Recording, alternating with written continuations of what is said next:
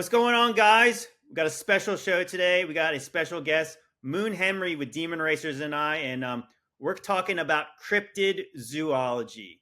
So once again, welcome back to Decoding Babylon, Moon. For sure, good to be here.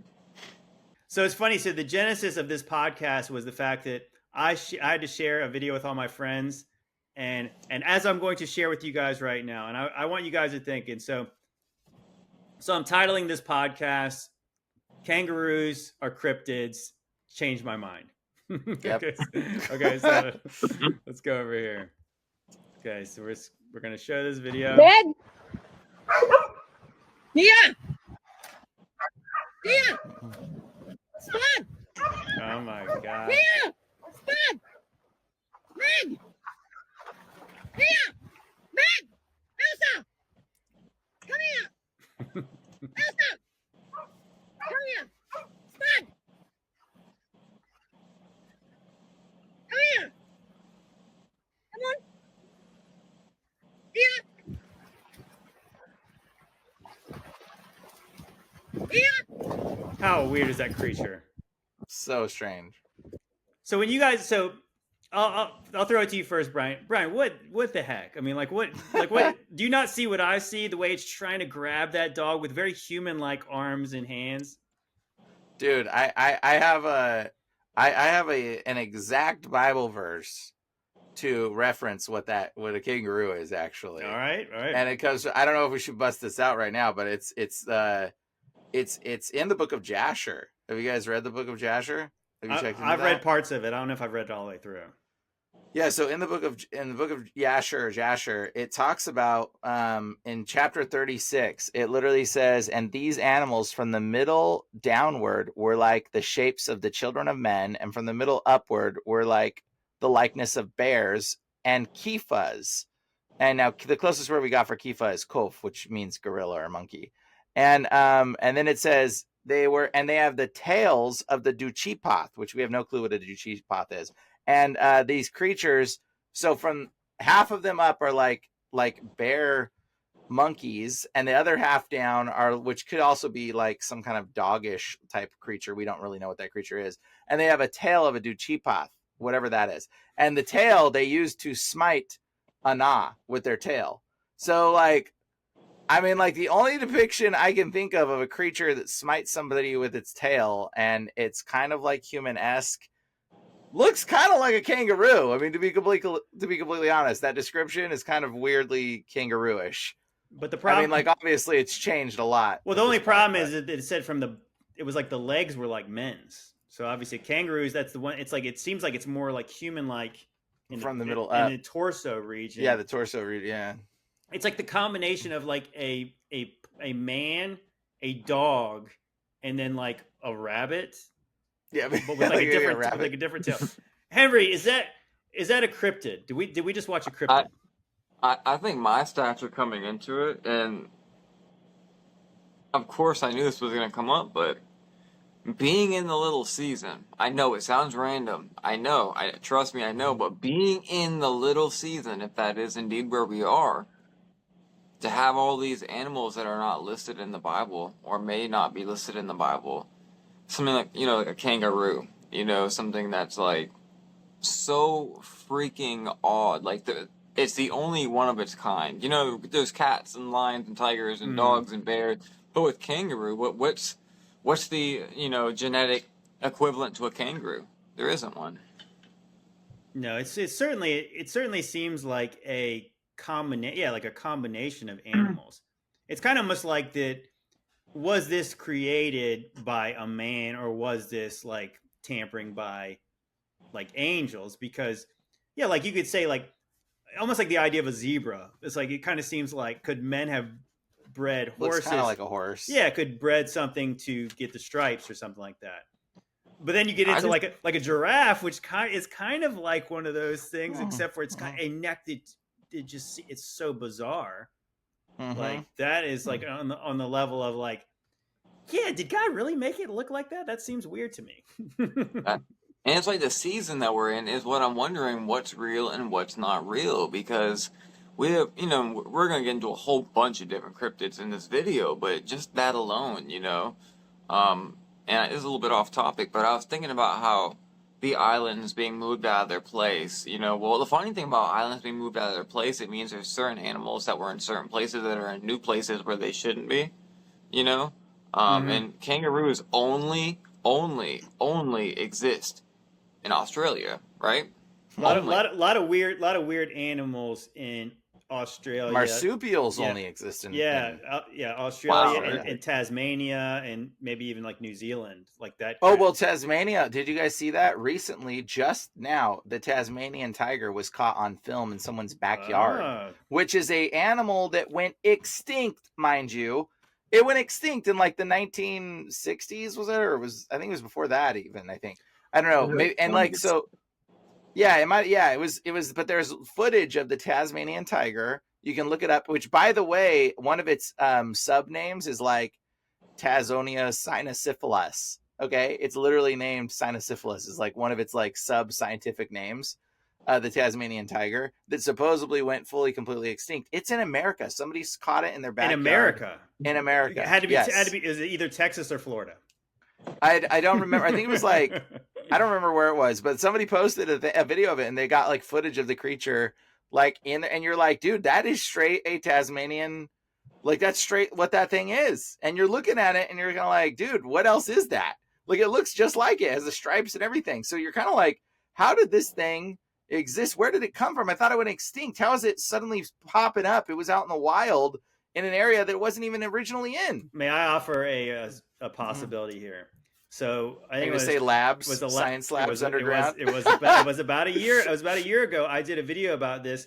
That I want to say that it might have been some kind of initiative with some kind of Biden initiative where they were some kind of a science act, and the CIA was using this kind of dummy corporation. I forgot what they call them, like this pass through, and they were using CRISPR technology. And this is literally what the article said, that they were seeing if they could bring back woolly mammoths and Tasmanian tigers. No lie. Oh, really? No lie. That was mentioned in the article. I remember that. You say a CRISPR technology that they were talking about doing that. And Dude, of course, what if they did it? I just didn't tell nobody. Well, that's what I'm saying. They didn't want people to know. And then one of them escaped. And that's the one in. It's sort of weird for them to. I mean, it's like, yeah, if they found one down under, I mean, yeah, well, maybe they just didn't find them all. But if they found one in America, that does seem a little bit. It is. It was in America. Yeah. And we have like these movies, Jurassic World, and in the last Jurassic World, if you saw it, they were being plagued by locusts, and it literally said in the movie talking about biblical locusts. So like they're repeating Revelations, and there's all these wild beasts that are all random, and like the movie Jurassic World, and now I believe I've read an article where they're talking about again bringing dinosaurs to life. Like I think this is actually going to be something that they try to do. That I think they're going to try to bring dinosaurs to life. Like, as far-fetched as that sounds, I'm pretty sure they're going to bring dinosaurs back to life to an extent. Well, I mean, if they would, they dinosaurs. Yeah. Quotations, dinosaurs. We don't have to get into that again. It's like there's no such thing. No, we're not going to get into that. But whatever creature that they could, I mean, again, like when they start, the funny thing about this is like all of us probably know at this point. I'm not telling you guys something you guys don't know. By the time they say they release it to the public, hey, this is what the government's going to try to do, it's likely they did it at least 10 years ago. You know what I mean? Like by the time they say, oh, they're thinking about cloning sheep. It's like before you know it, like, yeah, Dolly the sheep has like long been cloned and whatever else they're doing. So by the time they tell the general public, yeah. And I mean, as somebody who obviously has kind of made a living on TikTok by showing stuff in the movies that I believe to be true, like if they're showing that the thing with like was it like the tree sap, the tree sap, the amber, and then getting like some kind of DNA out of a mosquito. Would they do that? I don't know. That's not viable, but they did get live DNA out of the bones. And so that's the dude that I work with, Jack Horner, that I was like doing some stuff for. But like he ended up pulling live tissue out of dinosaur bones, and so like it's very real. But they've tried to recreate the T-Rex. He got a grant to recreate it. It just didn't work out because they couldn't get the full genome sequencing thing. But now with some newer technology, as we keep progressing, eventually we might get something close to a T-Rex. But like the other part of it is like, what really is a T-Rex in the first place if it's not a genetically modified creature of some kind? Yeah, I don't know if you guys know this. There's a difference. There's a difference between a hybrid and a chimera. And I don't know, not very many people know the difference between the two things, but I'll explain it to you right now. Like, what a hybrid is when two animals are joined into one. So when you get a horse and you get a donkey and you breed them together, it creates a mule. And if you were to take the DNA from that mule, it will tell you that it's part horse and part donkey. That's a hybrid. Okay, hybrids and donkeys, they can't reproduce. Same thing with ligers. When you take a lion and a tiger and they breed, and then they can't produce, and it will exhibit both characteristics of both traits of those creatures usually. Now, a chimera is something totally different. People don't know what a chimera is. Have I explained this to you before, JT? The difference between chimera? I mean, I think I know what a chimera is. Maybe you can school me on that. So chimera, a lot of times people will be like, oh, it's human. When it's humans, no, that's not what a chimera is. A chimera is when there's parts of an animal parts of another animal joined in the same creature. So they can actually take a blue jay and a red robin, blend them together, and it will produce a bird where half of it is blue and half of it is red. And if you were to take the genetics from the blue part, it will say it's 100% blue jay. And if you took it from the red part, it will say it's 100% robin. That is a chimera. That is what a chimera is. It's when it's two parts are being exhibited of the same animal merged in one creature. There's a difference between a hybrid. So chimeras exist. They exist all over the place. Those things that you see with animal heads on Egyptian walls, those are chimeras. Those are not hybrids. Chimeras, by the way, are made. Hybrids are born. Chimeras are engineered. Okay, you don't give birth to chimera. Like hybrids, what happens is when something is giving birth naturally, it blends and it blends and it blends, and it becomes more muted. But when you create a chimera, that's like you take the zygote and you chop the head off one zygote and you join that headpiece on the other zygote, and it's like it remerges, but then it forms these two separate creatures in one body. So like there is a difference in chimeric research. They've tried to tell people, oh no, chimera means when there's human blood involved. No, it doesn't. Chimera means when you've included part of a human and part of an animal. Okay, that's what a chimera is. It's different than a hybrid. So if you did a hybrid pig human, it would come out looking like different than a chimera pig human. A chimera pig human would be half human and parts of it would be pig. Would be parts 100% Did you say man bear pig? Yeah, exactly. That's exactly what I was thinking. But that's literally what it was. So so understanding the difference in the creature, like the Tasmanian tiger, that thing looks kind of like a chimera. That's why parts of it have stripes and then parts of it don't. So it's almost like that's really chimeric looking. It's more not hybrid looking. You know what Al Gore said, right? He said half bear, half pig, half man. It wasn't 30-30-30. It was half. Yeah, that's weird. Okay, let me actually I'm going to play some of this old video that I did. Let me see if you guys see this. This is kind of funny. It's just interesting how this all works. To resurrect woolly mammoths. Yeah, this is a real headline. Yeah, I'm not making this stuff up. Yeah, really. But is that what they're really trying to do? The CIA's venture capital firm deems powerful genetic manipulation tools worth the money. Okay, so there we go. So what's this all about, really? This is what it's about. Do you guys remember Joe Biden's executive on advancing biotechnology and biomanufacturing? Well, this is the fruit. And In-Q-Tel is a venture capital firm. The CIA takes our tax dollars, runs it through this company, and funds this kind of playing God technology, CRISPR technology, where they're going to edit DNA, gene splice, hack animals probably, and resurrect woolly mammoths apparently. But don't worry, don't worry, because the U.S. CIA are going to help set the ethical standards for use of this stuff. Read below. Don't laugh. So are they only going to resurrect woolly mammoths with this stuff? Obviously not. They're going to resurrect Tasmanian tigers and probably even maybe a Nephilim or two. So yeah, pretty cool. You called it, JT. That's what I said. That's what I said. It's straight to the animal. Pretty fun. I mean, like, well, that's what I mean. It's like if they did have this technology where they could get DNA from bones, and they found, I don't know, hypothetically, like, Gilgamesh's Mhm. tomb. Oh, Would, like the resurrection chamber of Gilgamesh, you mean? Like the one that was Yeah. leaked in the emails with Hillary Clinton on, what was that? WikiLeaks, yeah, I right? mean, so like if they could do that, I mean, I guess that's what we've always Mhm. wondered, like how much of this could be done through science and how much could They can is definitely do it. I They well I can think that, definitely do it. have you seen the show Fallout? No. And I'm gonna do more of a hardcore video about this pretty soon. But so in the show Fallout, obviously it's a post-apocalyptic world, and a lot of people had lived in these bunkers, these vaults as they call them, and so different corporations own different vaults, and they kind of ran them a different way. So like while the top of the earth is all a mess, they're like living for hundreds of years under the ground.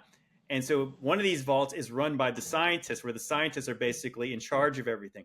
Well, in the show, this leads to genetic manipulation, and they're creating weird abominations of like all kinds of things. And I started to wonder, like it fits along the lines of the podcast we did. We were talking about like maybe gray aliens. Like, could these just be skin suits for other things, or is this stuff? Is this the kind of stuff that's built, is created in labs down in the dumbs, and they're not aliens from outer space, but they're certainly alien to us because they don't belong here. They're from inside the earth. Could they literally be inside, come from some kind of vault? And could some of these animals, or even like the whole big, any one of them, Bigfoot, Dogman, all kinds of things, could these things be genetically engineered, whatever? I think they all are. I think every single one is, because even back to World War II, we had the mustache people working there off of New Jersey on Montauk Island, and they were doing genetics Yeah, oh, yeah. decades ago, and then things like the Montauk Monster washed up, and they try to debunk it, but they've been screwing around, and like you said, they will say, Mhm. they'll talk about it, but they, like, what we see right now is what they had 100 years ago or 80 years ago. That's how bad they hold back technology, so things that we have now, they've had for 80 years, Mm-hmm. which leads me to believe, like, once again, how does Bigfoot, we know he's real. There's no way he's not real unless everyone else is just bathing in fluoride. There's no way he's not real because everyone sees it. So, but how is he so good at being not detected? How are all these monsters being not detected but seen all the time and passing polygraph test even? All you do is pass polygraph test. Yeah, Yeah. no, there's definitely something with all that. Like these cryptids seem to have a metaphysical component to them as well. So like that's why you can't film them. Which, by the way, like when I deal with demonic stuff, you can't film it. Like I've tried to film demons like coming out of people, and like the audio just won't record. Like you'll see the person's mouth moving. They'll be like, but like in real life, all of us in the room heard the demon speaking through the person, and it'll be like, I'm gonna murder you, and like speaking in different ways. It's creepy, it's crazy. But like in the audio, when we go to look at the footage, it's like not there, and which is so trips me out to the point where I've given up trying to record demons. Like you can't capture them, and so like That's they crazy. know somehow they're being filmed. I don't know how they know. They know when they're being filmed. I think there's an electrical component to a lot of this stuff. I mean, again, that's such a common thing where like the lights are flickering, weird stuff Yeah. with electricity, like the power went out, and then these demons Well, manifest. I think likely that they are, obviously, even us, we have electrical components to our to our nervous system. Like I think that they obviously might have control over that. So maybe that's how you can't ever get a good, couldn't get them on a surveillance camera because it doesn't work when they're around or when they all don't I want gotta it say to. is all I gotta say is the Amish are right. No, I'm just kidding. Just kidding. So like when you really think about it, like think about this, like the Amish, like legitimately where their understanding came from is that electricity was evil. Like they thought electricity was demonic in nature, which it kind of is actually when you look into the roots of it. It's quite possibly given to us by fallen angel. It could have been like electricity is fallen angel technology. It's really harnessing power that God, created for it to exist, but we're like harnessing it in a way. So it's like it's almost I'd like a agree. manipulation of some kind of like a spiritual energy, which maybe that's the reason why like divide, like whenever these creatures, these cryptids come around, like you can't record them because they know what that power is. Maybe they can feel the power being sucked when they're being filmed or something. Maybe they know, or I don't know, but like somehow they're disabling this type of stuff. And like they did it over in what's that place called? Walker Ranch, Skinwalker Ranch. Yeah. Yeah. So what they did is they tried to record a spot where there was a phenomenon where a bunch of orbs kept portaling open, and like orbs would come in and creatures and like aliens, and they set up a camera. Well, guess what? The area where they were portaling in moved to an area just outside the camera range. So they set another camera up in that area, and then guess what happened? It moved to another spot, and then they set up a third camera, and then the cameras broke. Like the camera just started breaking. Like it just like every time it would break whenever they would show up. And so somehow whatever these things were knew they were being filmed, didn't want to be filmed, and destroyed the evidence relating to the film. Like they were able to stop it. So they're aware. They are aware. I know, like, I have a personal experience where I watched this happen. I was there's a giant orb of light that stalked me on my porch when I lived in North Carolina. Now I have witnesses. My wife saw it happen with her in the house, and she pointed at it and started flying at us, and it went over my house. Right, it was dead winter. We go in the house to run away. The power turns off, then turns back on, and it's a fly. Now, all flies were dead. It's like straight up winter, like 25 degrees. There's no flies. But when the lights came back on, the fly was alive. So the energy and electricity from whatever this was not only turned my power off, but it brought a fly back to life. And it's a real story. Like, she was right there with me the whole time. I'm curious about like the electricity too, because I little season stuff is that obviously there was like, it feels like the technology we have, the way it's progressed rapidly with electronics, again, it like seems like everything else has kind of gone downhill, but the only thing that's really kind of improved dramatically is electronic stuff, right? Because everything else seemed like they had, and that's why I do wonder, like if there was this technology that was cleaner before. I mean, of course, everyone thinks, oh, electrical things is clean energy, but it's like, but it's the electricity is not powered by anything clean. It's usually powered by coal and oil and stuff like that. I mean, and greed, like it's greed, right? So I wonder. That's why it's here. So maybe potentially that there is some demonic component of the idea. I guess I said I did a video about how all these power buildings, and you think about Satan being the prince of the power of the air, is that literally related to some kind of electrical power? And so obviously it would make sense that the demons would obviously operate on some kind of a similar vibration wavelength, that they are disruptive. I mean, again, like you should go like watch the that. Amish were right. Like I said, right. You watch like Stranger Things, and every time like the demon type things enter, the lights go out. I mean, so like, and then when they're in the upside down, all the lights just act funny, and it's like, I mean, I don't know how many stories you hear about from normal people having spiritual warfare in their house, and there's problems with the lights. It's like I think even was it I know Alpha Talks was interviewed this psychiatrist or psychologist or something, and he was talking to this person who was having split personalities, and literally like the demon kind of manifested in him, and he said it was almost like an arc reactor like went off, like it was like literally like an electrical sound, because interesting. I mean it's crazy, and it's like I said, this is it's so common that you hear these kind of stories, so it makes sense that like again, or you can go with the old Mitch Hedberg joke of saying that maybe the reason it's the cameras are not the problem when you're trying to videotape Bigfoot, is the fact that Bigfoot is literally himself is blurry, and he's this giant out of focus monster that's it could be he's vibrating at a certain level. Maybe it is. Maybe it's vibrations or something. I don't think. I think he's a metaphysical thing. I think you're only seeing it in your mind, is what I think a lot of these creatures are. I think, but they stink. But they always say that Bigfoot stinks too. Yeah, they smell. Yeah, no, they're spiritual scent. In fact, somebody literally.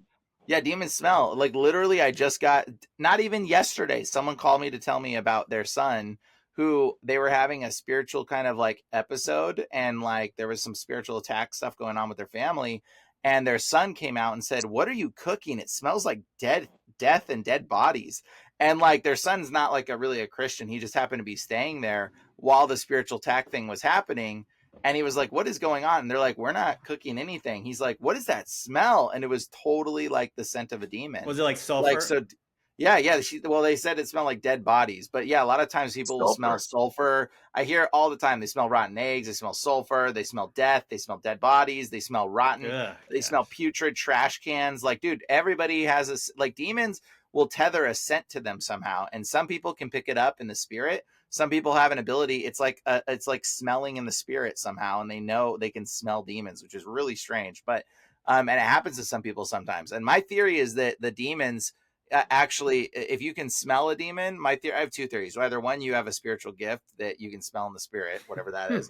And then number two, my other theory is that you're smelling a specific... That doesn't sound like a gift to me. I don't know, but the other thing is like... stinks around here.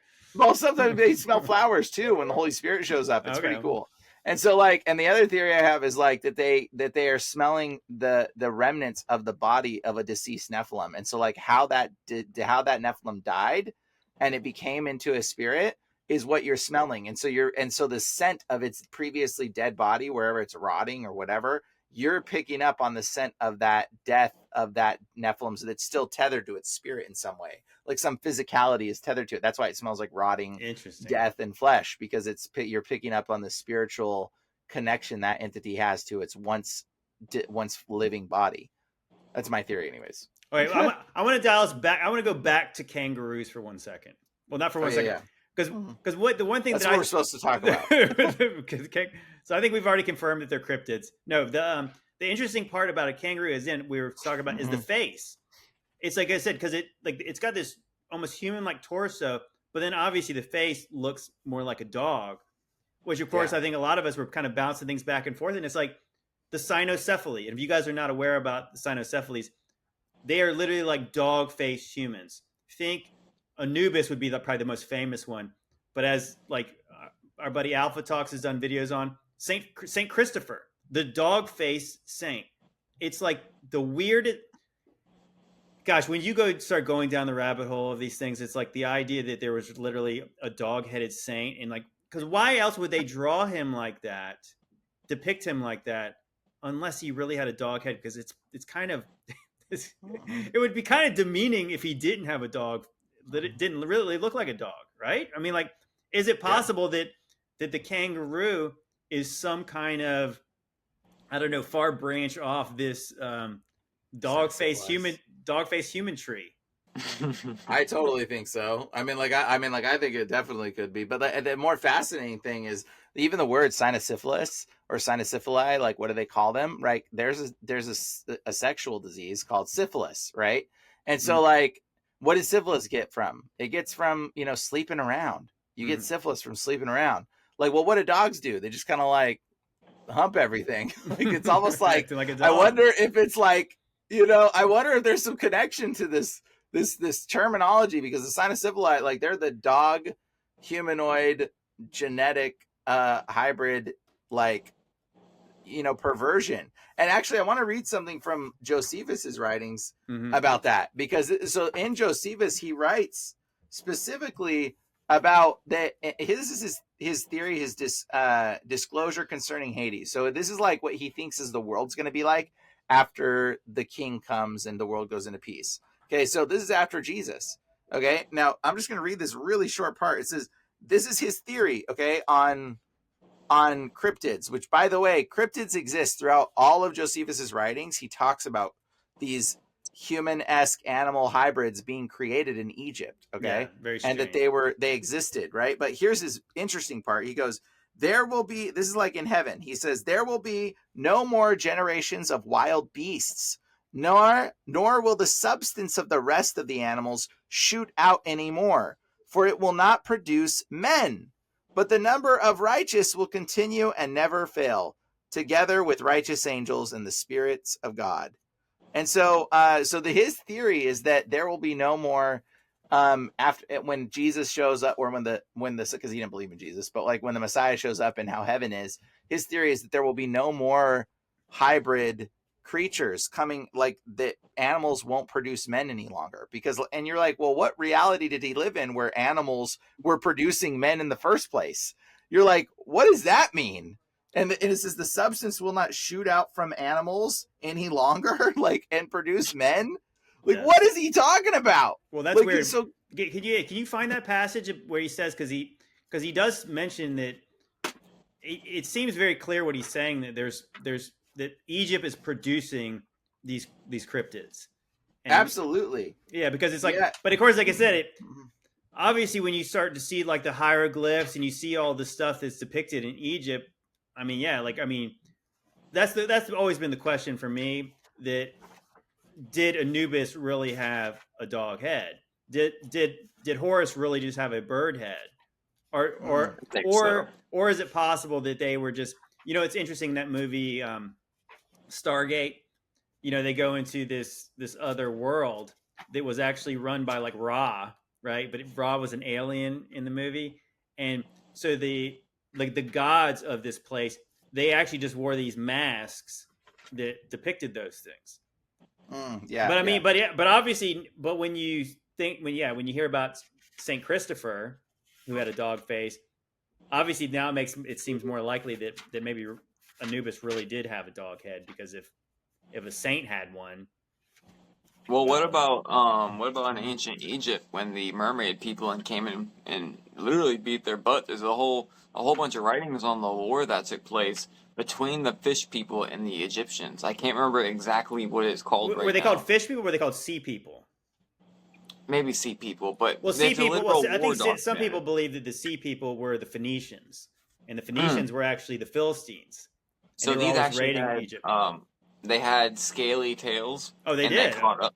And that's why the Pope is always wearing that Dagon hat. You know, Dagon the fish was head. related to the fish people that came up, and they actually took out the Egyptians. But I cannot remember. I'm sure you'll find it and put it up, or I'll send it to you and you put it up. But there's always been genetic hybrids all throughout history. And speaking of Australia and the kangaroo, I forget. I think it was in Amos. God talks about cutting one land off. This is before the end of times, by the way, before the last days, or like in there, cutting off one land completely. Was Australia like a part of Egypt, a part of like that area, and just got totally like spread apart? Because once again, that's the only place with marsupials. Like, what even is, that they have the pouch and all that, but nowhere else in the world that exists, and that's weird because you don't find that anywhere. I mean, there is not anything else like that where it's like only one section in the world has one specific species, like group of species. That's not common. Well, you have. I remember Alpha Talks on our first little season podcast. He had the idea that possibly Pangaea was real, but it wasn't that long ago.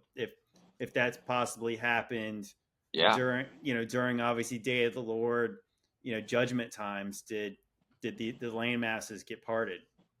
Yeah. And Jerusalem was the center. It was right because the 1800s Masonic Bible literally says that all of them, which 1800, we don't really know what year that is, honestly, but we do know one thing is that they all considered Jerusalem to be the center of the world.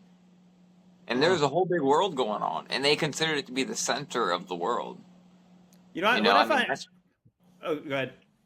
Like it just kind of like what you're saying with Pangaea. Maybe it just moved out to where it is now because I follow archaeology for years, and I mean I see the discoveries and the catacombs and the things they're uncovering. So it's like maybe it just moved, spread out, and changed where it was. I will gotta say that marsupials do exist in North America. The possums, I guess, are marsupials as well. So there are some marsupials in other places, and I think panda bears might also be marsupials in China. Have you ever heard that? Potentially. Have you ever heard the theory that a lot of people?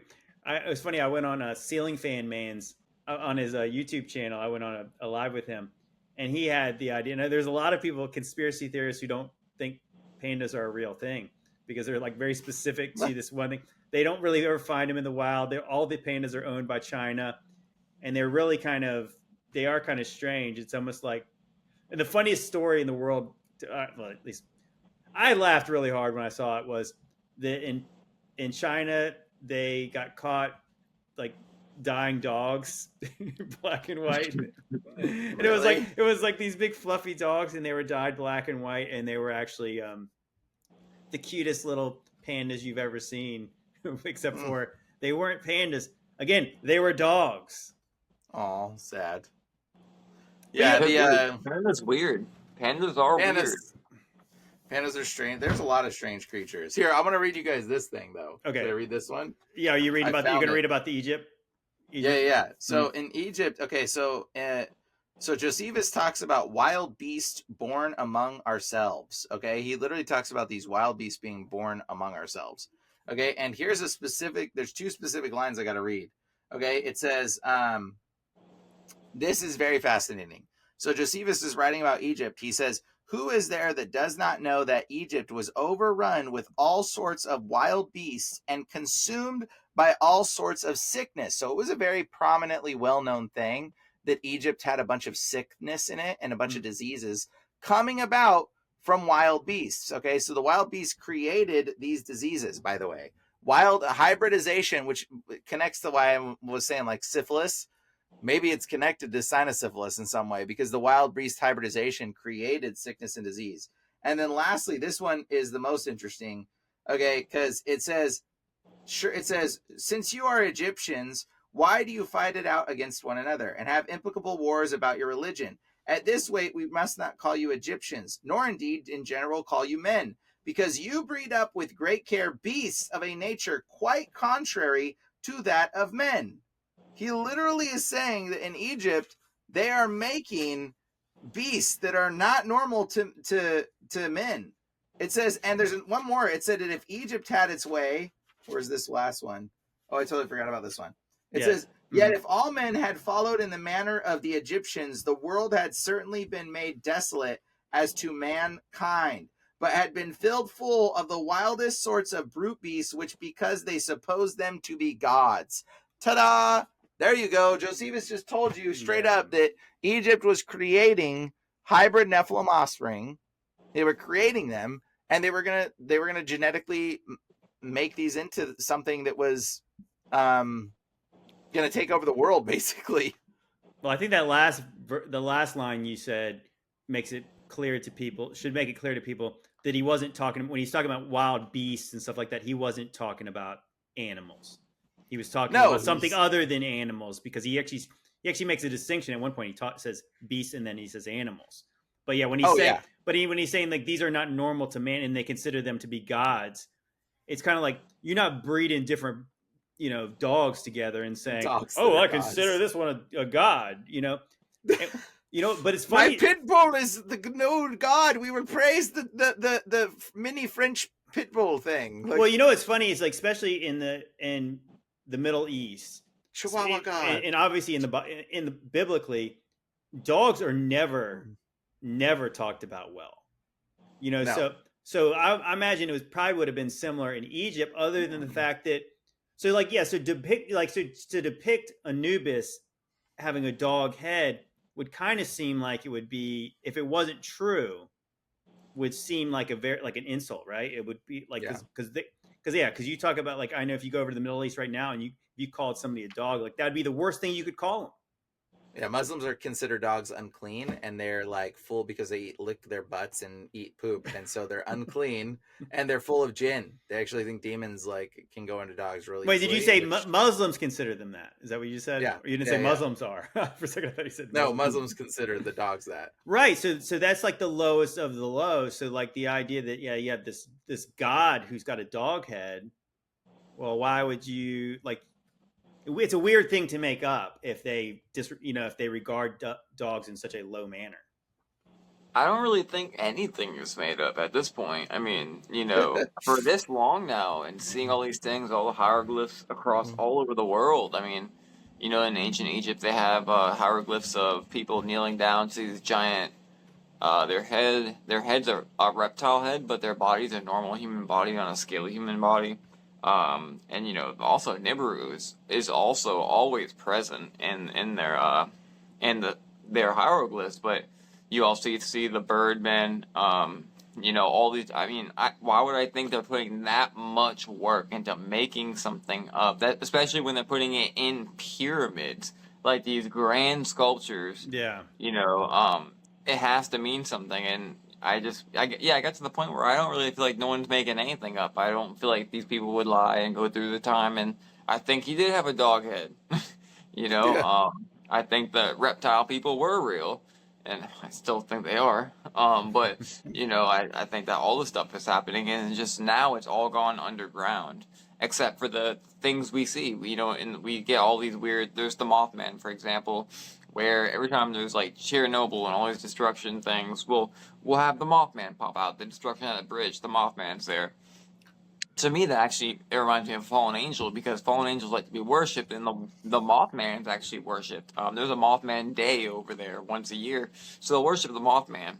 But there's the Mothman, there's the Jersey Devil. You know, I mean, there's so many of them that are so widely seen to the point again where it's like these things are real, and like, but we could never catch them on film. Except they actually did catch the Jersey Devil on film.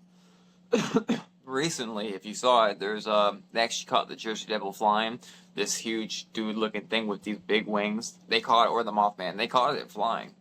I'll send you the Interesting. pictures for this thing. So it's pretty crazy. Well, I remember. Like I think 10 foot. I know Michael Heiser once mentioned this. I think it was on Blurry Creatures talking about this, where he was saying about Bigfoot, and he was saying like only one account of these things needs to be true for it to all be true. Like the paradigm to be busted, it's real. And so, like I've said over and over again, I said I would never want to see Bigfoot because people think I'm crazy enough that if I saw it, it would like so because it doesn't. For most people, if you saw something like that, you really wouldn't want to tell everyone because everyone just think you're crazy. So like what kind of so it's not for normal people. If the person seems credible before, it's not something that somebody would make up because again, there's nothing to be gained by that. But what's interesting again, Yeah. we'll go back into more kind of like to not just say this is not just making up a bunch of BS. Is Bryan, you have that stuff pulled up in Enoch. So so Bryan and I actually, it's funny, as we were having our preamble to the show, we were talking about the book of Enoch and how Bryan and I are both convinced that this is scripture, that was taken out of whatever again, there was no Bible back in the day. Actually, the earliest one is the Ethiopian Bible, which actually does have the book of Enoch in it. And so Enoch mentions along when the account of the Watchers, what the Watchers did. And they weren't just making giants. They were, and again, even in Genesis 6, it said all flesh was corrupted. Mm-hmm. And then so Enoch 6 and Enoch 8 goes into more detail about what that means. But yeah, it basically saying like that the angels were experimenting with birds and reptiles and animals and insects. I think everything. Yep. Yeah, so I'll read it right here. Yeah. It's Enoch 7 actually. So Okay. it says, and they began to sin against the birds and the beasts and the reptiles and the fish and to devour one another's flesh and to drink their blood. But when it says sin against, you're like, well, what exactly does sin against it mean? Because drinking the flesh and devouring their blood is like different than sinning against. Well, guess what? In the book of Jasher and Jubilees, it has a little bit more detail. Even further, it says, and the sons of men in those days took from the cattle of the earth and the beasts of the field and the fowls of the air and taught the mixture of animals of one species with another in order to therewith not to provoke the Lord. And God saw the whole earth, and it was corrupt, for all flesh had corrupted in its ways upon the earth, all men and all animals. See that verse right there? That's in Jasher. Gives you some pretty darn clear conversation of exactly what they did. They did the mixing of animals. And actually, if you read in Josephus's writings, he even talks about how the mixture of animals is like considered inappropriate because they're afraid that it will continue forward to the mixing of men, actually. So this is a very interesting verse. I'll find this one in, well, not verse, but writing in Josephus' writing. Check this out. This is super crazy. So it says, till the land with those beasts that are the same kind of each other, the sea. This is Josephus's writings. And mind you, he has the mindset that all of the people of God, all the Jews had at that time. Right. Okay? He would have been first century, and he was trained to be a Pharisee. So whatever, I mean, again, whether you believe him or not, this was the common held belief in the times of Jesus and the apostles. Yep. The seeds are also to be pure and without mixture, and not to be compounded of 2 or 3 sorts, since nature does not rejoice in the union of things that is not in their own nature alike. Nor are you to permit beasts of different kinds to breed together, for there is reason to fear that this unnatural abuse may extend from beasts of different kinds to that of men, although it takes its first rise from evil practices. He's talking about like it was evil to mix animals. Okay, about such similar things. Nor is anything to be allowed by imitation, wherefore the degree of subversion may creep into the constitution. So what it's saying is like, don't even wear costumes, like don't even dress up like animals, is what he's saying. Like even wearing bunny ears on things is a perversion because it will creep into your constitution, like saying it will creep into your mind. But the fear is that, for there is reason to fear that the unnatural abuse may extend from beasts of different kind to that of men. He's literally telling you that they don't believe in the union of these creatures because they're afraid that it's going to further develop into perversion with God's creations. And so like, and start to mix into animals and men. And this is the common belief in the whole understanding of the Jews at the time when Josephus was writing this. Okay. That's what he's referring to. And I want to read this at Genesis 6, just so people don't like think that we're just reading from Apocrypha and just non-biblical text. So this is Genesis 6, 11 and 12. The earth was also corrupt before God, and the earth was filled with violence. God looked upon the earth, and behold, it was corrupt, for all flesh had corrupted his way upon the earth. All flesh. There you go, all flesh. So like, yeah, so I mean, obviously you could take that for whatever you believe it to mean, but obviously I believe that these other books do add context to what it means. When you say all flesh was corrupt, it means so God's looking at these things. Obviously, you guys know our belief on the giants. So he's looking at man is corrupt, the animals are corrupt, like all the things that God created that were good. Because you think about it in Genesis 1, it's like God created these things and he said they were good. And then the angels go and jack up everything God created. And it makes a lot more sense that God said, I got to wipe this whole place out. It's not ever what I intended. And yeah, in the first century Pharisees, Josephus and all of them, they still had the memory and intellect from before and after the flood too. It's like now where we are, everything has been stolen and pushed under the Vatican, so now we have lost so much. But even going back to the 1st century BC, the Epic of Gilgamesh even goes into a whole bunch, the giants, Gilgamesh being one of them. And so like they actually had very well, understanding, and also of men's traditions, you could say, that legends are passed down. So while he's writing that, he's aware of what abominations there had already been, Absolutely. Yeah. Well, I mean, you think about it, like, so you're talking about Josephus in the times of Jesus. So you're talking like, I mean, how far after the post-flood is that? I mean, so this is like 4,500 years. This is way past the flood. So now you even think about 25. Sorry. So now you think about like where we are, and if you believe like we do, like that we're in the little season. That's why I said I feel like all bets are kind of off, because if you think about like the majority of like the population got wiped out in another kind of event, and then people are like that. I mean, that's why it makes so much sense now that it's like literally, like the Graham Hancocks of the world will say that we're like a society with amnesia, because it's like literally you have all these people kind of like waking up in this world that they did not create, and they're told a bill of goods about what happened. So now they're told all these stories are just all the paintings, all the depictions, the statues, the stories, all that's fake. When it's like it doesn't make more sense that like these things are actually more real, because again, why do these things continue to? Do they still start making TV shows about hybrid, animal human, shows? What was that show? They had a couple of them on Netflix. Sweet Tooth. What was the other one, Brian? There was a couple of them they had. There's so many that they make now, but Sweet Tooth was the main one that they were like pumping. Is that the one where the kid like literally is like a little Cernunnos? He's got like with deer horns. Yeah, and then of course you got Cernunnos. You have CERN. What the heck are they doing at CERN? Like no telling, but yeah, CERN trying to bring back Cernunnos. That's what they're doing. Well, of course, trying to bring back the Nephilim hybrid. Well, Brian, I know you just did a podcast, or you just made a reel today about Pan. who Pan, like we've always said, yeah, Pan is part goat, part man, and then or part angel, whatever, probably more likely that.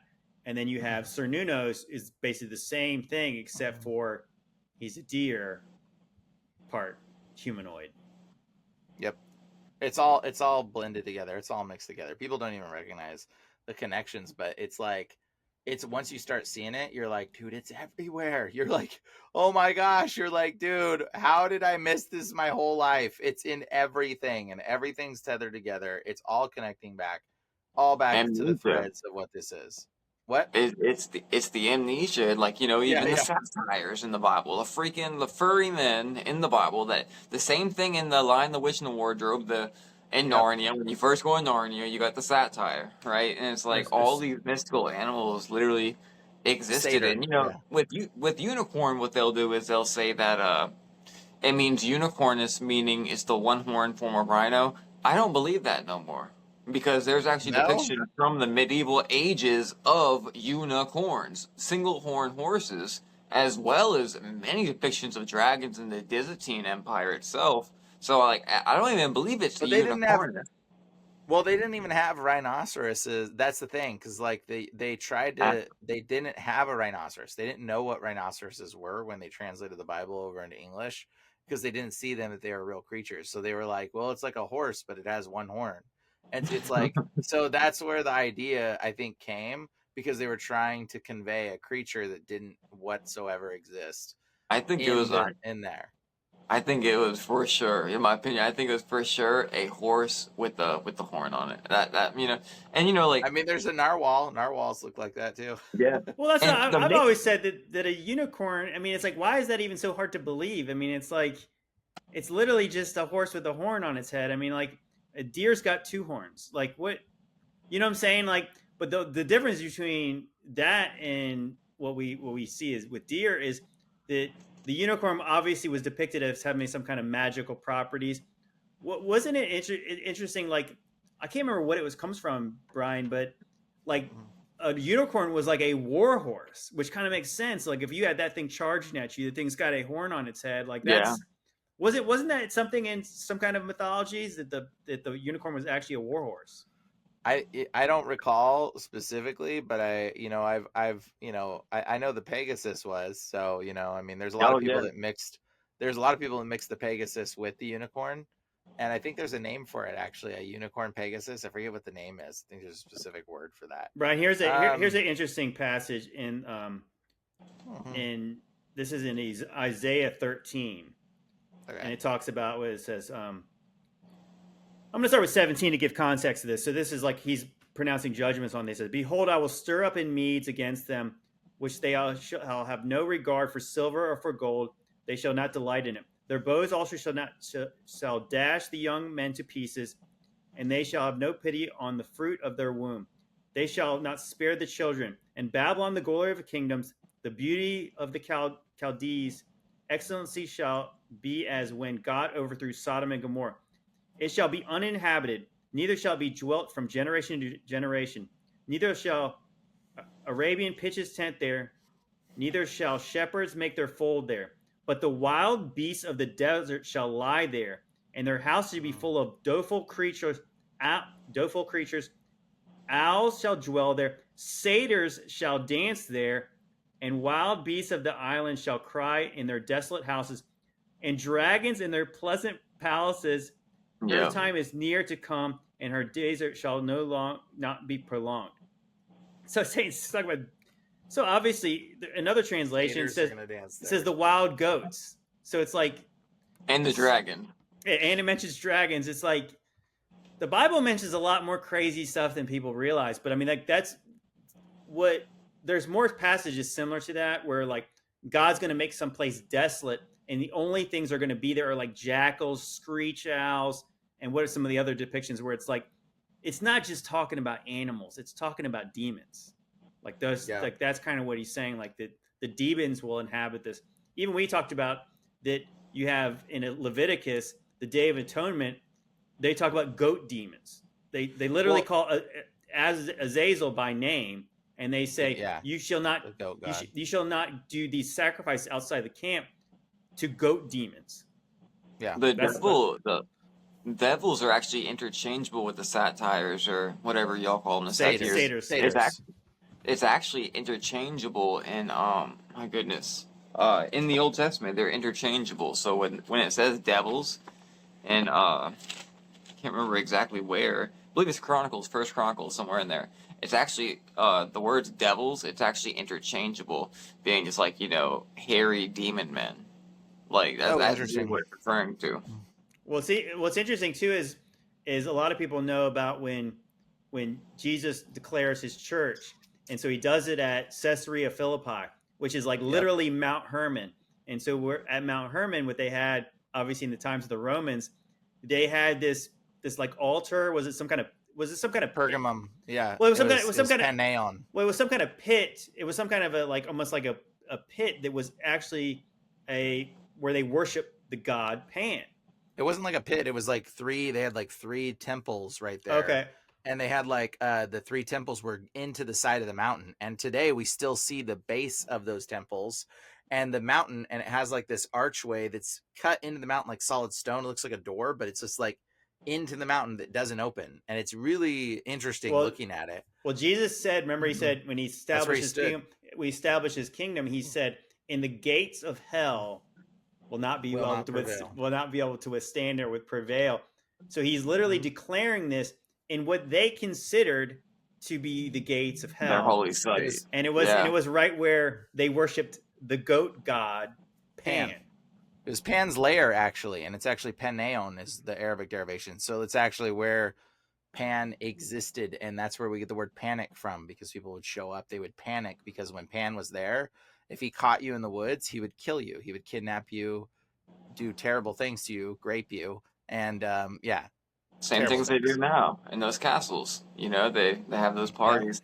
And actually, real quick, going back to the date, I want to give you a brain twister that gets me every single time. So I'm talking about translation throughout the Bible, right? Translating, the unicornus to the unicorn. Mm-hmm. Well, here's what has bugged my brain ever since about a month and a half ago.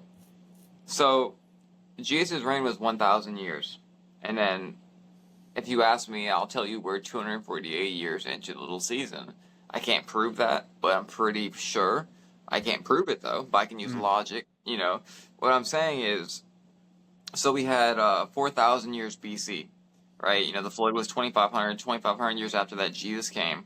Then you had 1,000 to about 1,070 AD, then plus 248 years.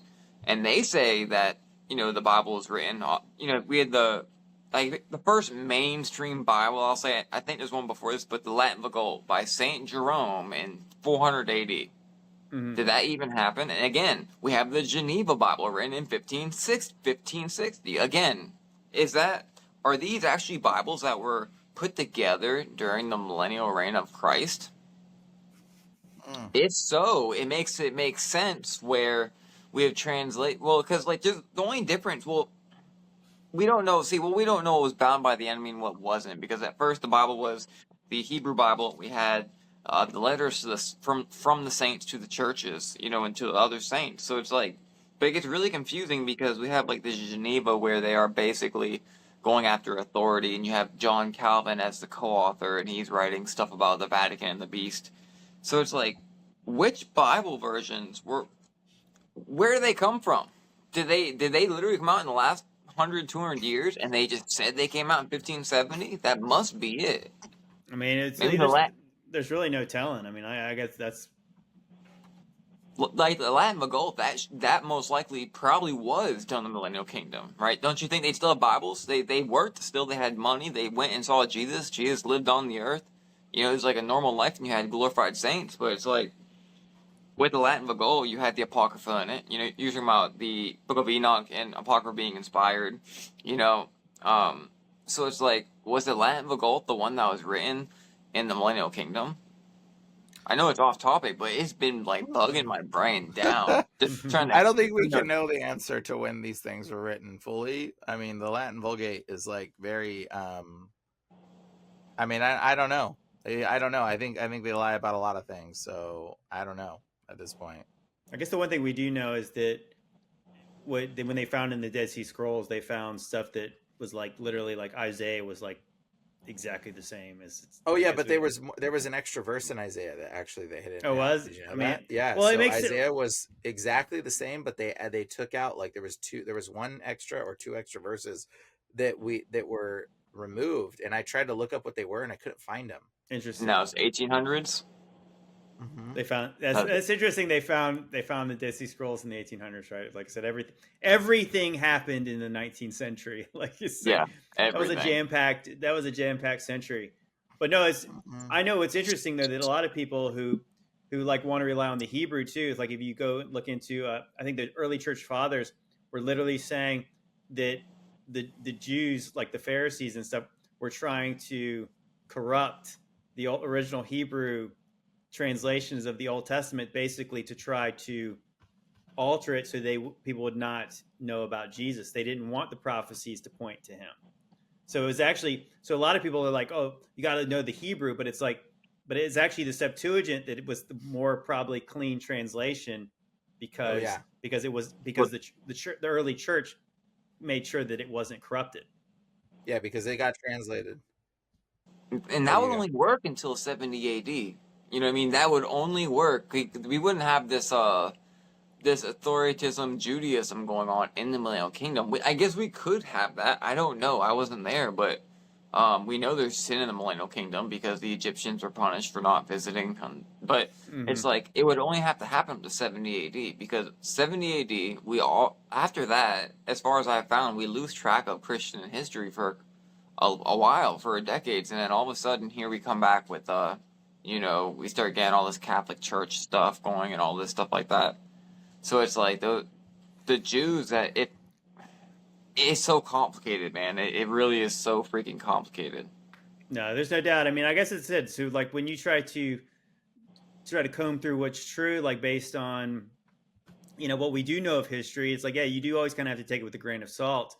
But I would say that just biblically, anecdotal evidence, things that we can actually see with our own eyes that make sense to us. I mean, for one thing, I said it seems very clear now if you believe the stuff from Josephus, which I think most of us do, because again, some people will say, well, that's not in the Bible. It's like, but look, most Christians, and I'm one of them, love the case for Christ because he relies on Josephus and certain Roman historians in order to validate the Gospels, so like that actually helps validate not just the Gospels, but the Old Testament too, because if you read the Antiquity of the Jews, he basically goes through all the books. And why would he validate it if he wasn't, if he wasn't telling the truth? Why validate it? Because they were all fighting completely hardcore against every Christian. Like they were hard. Like all the apostles died for the same reason. So I mean, like, why would he tell the truth? No, I mean he doesn't have any incentive to lie about that. Exactly. Yeah. And so then we have physical evidence of all the stuff that happened. Yeah. So then you have Josephus validating the idea of cryptids, and then so you go into obviously the Apocrypha again. We like Bryan and I think Henry, you're on board with Enoch being scripture. Yeah. So Enoch. So even if you don't, again in Genesis it mentions that all flesh was corrupted, and then it mentions satyrs in the book of Isaiah, dragons. So what is holding back your belief in this? Because there's lots of stuff, and this is not just related to the Middle East, because this stuff is depicted all over the world.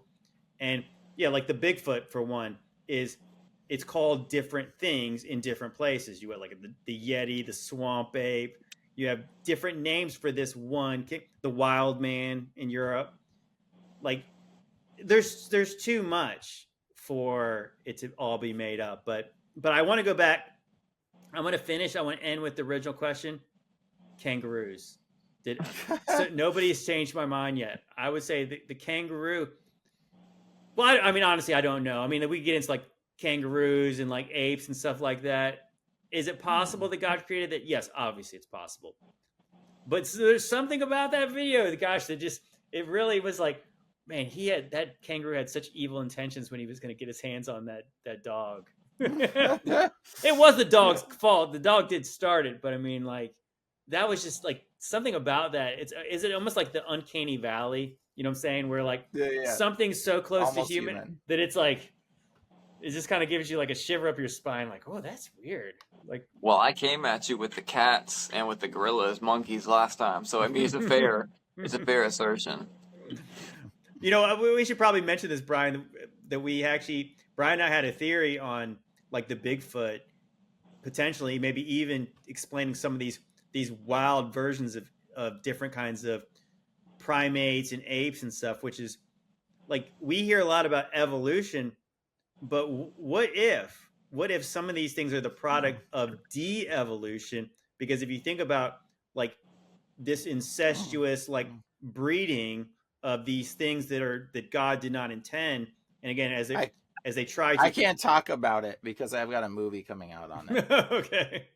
Well, anyways, So- but point being is like that makes sense that like, I don't know, Bryan and I were looking at these the weirdest pictures of apes and There's primates, some and weird stuff, dude. you're like, you look at the faces of these things, you're like, no. It's wild, dude. Have you looked at some of them? Like, some them, of them are just like, it's like one of them it- has like a demon looking face, Yeah, like yeah. really red. I was like, what the heck is that? Yeah, it's creepy.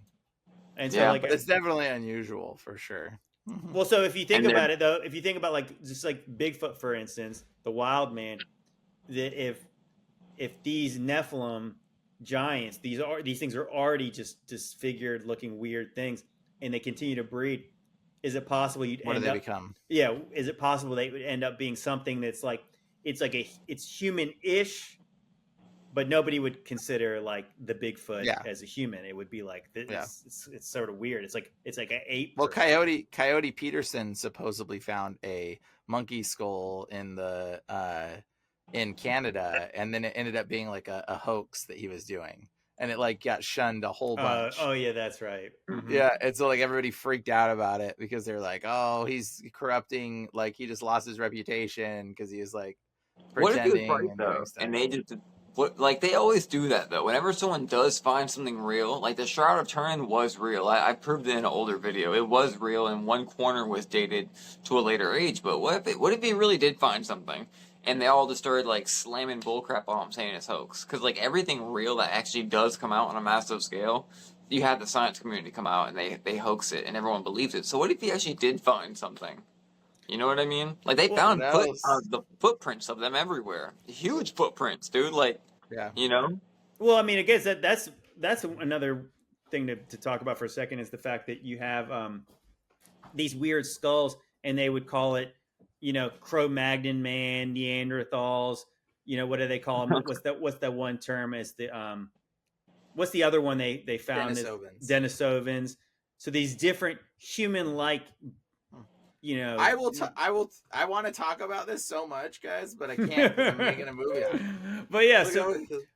is that going to be Ancient Angels Volume 3 or It 4? might be an episode to add to Ancient Angels. It might be something altogether of its own, just because it's like there's so much to it. Like, but it's gonna be cool. It's gonna be really cool. It makes perfect sense though that they would try to explain it in some kind of a sciencey way. But again, that's the funny part when you think like that, as we talked about in the dinosaur podcast, and it's like what we can observe with our own eyes. Things do not get better. You don't go from a monkey to a human. That's just so stupid. So it's way more likely that you had something that God created that was good, that we can do a good job of you know, messing that up. And that's where you would get some deformed skull. You wouldn't say like, oh, well, there must have been a whole race of these things. Like, or maybe there wasn't. Maybe this was some kind of a thing that was not meant to be. Maybe it was a cryptid. Maybe it was a cryptid. Maybe it was something. Maybe it was a cynocephaly. Of course, if you found it, it's like, that's weird. This dog skull is near this human body. That's weird. Well, even now it's like we're de-evolving as it is, right? Because humans used to be giant. We got smaller. We have cancer. Like we are actually de-evolving ourselves. Autism is up to 1 in 5, I think. It's ridiculous, but the point is we are actually de-evolving as humans already. You know, like yeah. So it definitely could be a de-evolved kind of species that we ruined. Well, you think Well, about even think absolutely. about like just like pigs.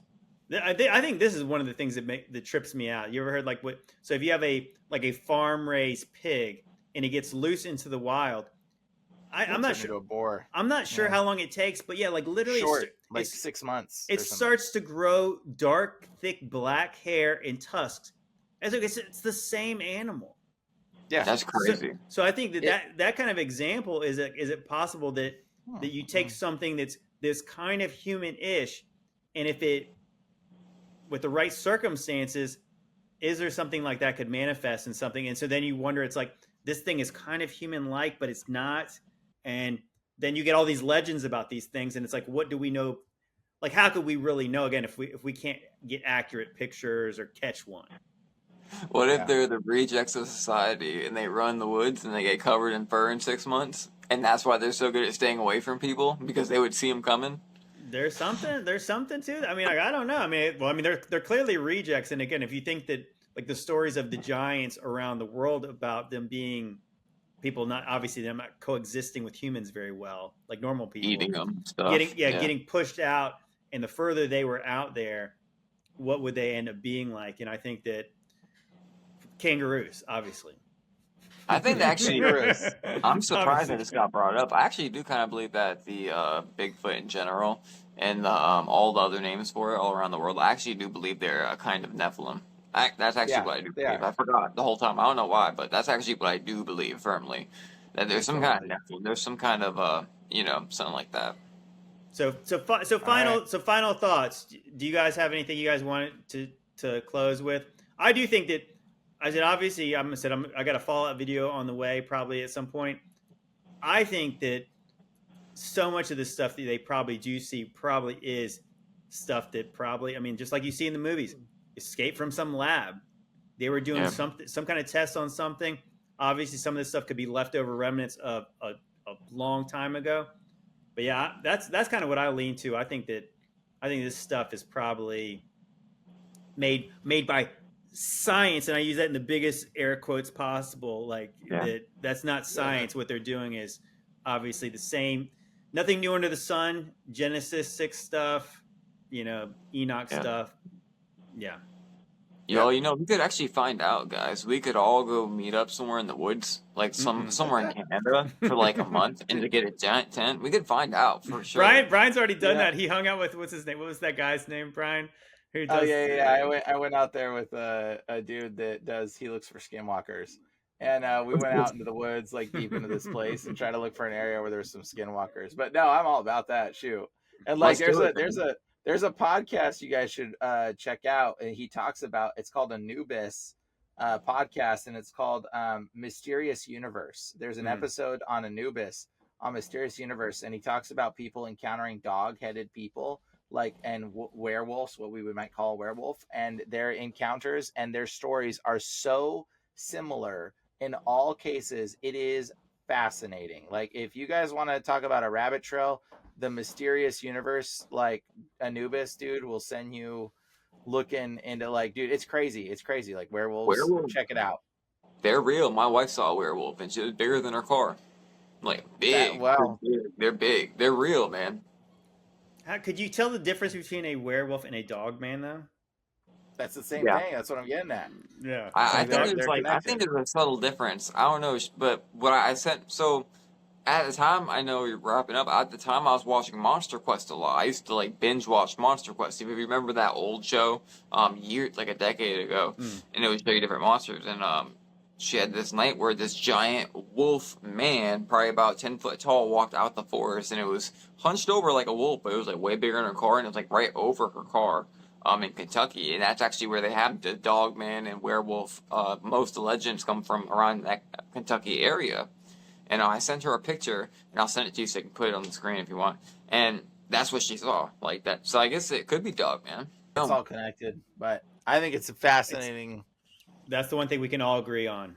It's all connected. Dog man. It's all Yeah. Nephilim. It's all connected, Yep. and also kangaroos. Kangaroos. Kangaroos. Yep, kangaroos. Yes. You sure it wasn't sure. a kangaroo? Yeah, he sure was a kangaroo. The secret kangaroo. Did you see? If you didn't see the lower half of it, it might look like a dog man. Sure. Absolutely. Well, all right, All guys. Well, all right, guys. Yeah. Once again, appreciate you guys watching. Like, share, subscribe. I got Moon Henry's links will be in the description, as well as Bryan Demon Racers. Actually, I was trying to encourage Bryan earlier. Do more stuff on YouTube, bro. We're gonna have you. We're gonna have to do more stuff on your channel. Promote Demon Racer's channel if you want to see more from him. Like, share, subscribe. Follow these guys on IG, Facebook, and TikTok. All the things. Anyways, guys, love you guys dearly. God bless y'all. Bye.